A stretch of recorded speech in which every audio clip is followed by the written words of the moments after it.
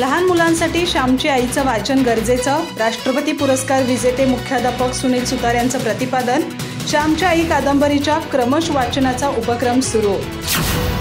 आजरा येथील स्वामी विवेकानंद विद्यामंदिरमध्ये राष्ट्रपती पुरस्कार विजेते मुख्याध्यापक सुनील सुतार यांनी साने गुरुजींच्या प्रसिद्ध श्यामची आई या कादंबरीच्या क्रमश वाचनाचा नवोपक्रम सुरू केलाय.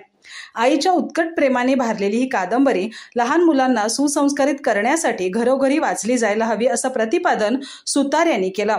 विद्यार्थ्यांमध्ये वाचन संस्कृती रुजावी आणि वाचनाची आवड निर्माण व्हावी या उद्देशानं दररोज परिपाठादरम्यान 10 ते 15 मिनिटे क्रमश वाचनाचं आयोजन केलं जातं. या उपक्रमाची सुरुवात मुख्याध्यापक सुतार यांनी स्वतः वाचन सादरीकरण प्रात्यक्षिक दाखवून केली. त्यानंतर विद्यार्थ्यांनी आळीपाळीने वाचण्यास सुरुवात केली असून वाचनाची स्पर्धा इतकी वाढली आहे की अक्षरशः वाचनाचे नंबर लावावे लागतायत.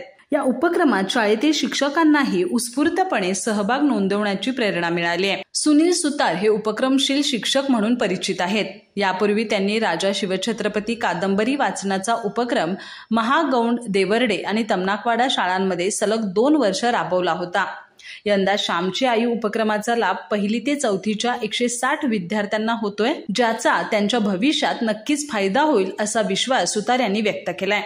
या उपक्रमासाठी शाळा व्यवस्थापन समितीच्या अध्यक्षा नेहा पाटील आणि इतर सदस्य प्रेमा साठे, विजयालक्ष्मी देसाई, उत्तम नातलेकर, संयोगिता सुतार, राजाराम गाडीवड्ड आणि संतोषी कुंभार यांचं मोलाचं सहकार्य लाभलंय.